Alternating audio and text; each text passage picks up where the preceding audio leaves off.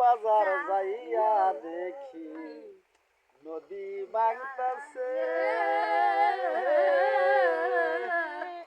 নদী ভাঙার কারণটা কি বালু কাইটা বেছে সেই কারণে নলিন ভাঙতাছে।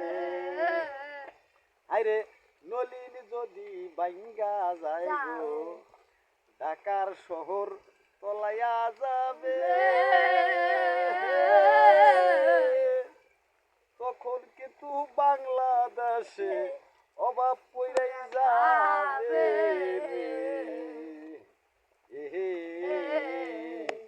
তাই তো বলি জনগণে গো বালু কাটার প্রতিবাদ করতেই হবে।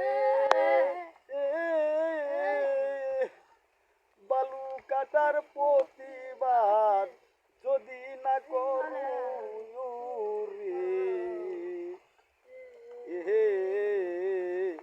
বাংলাদেশে অভাব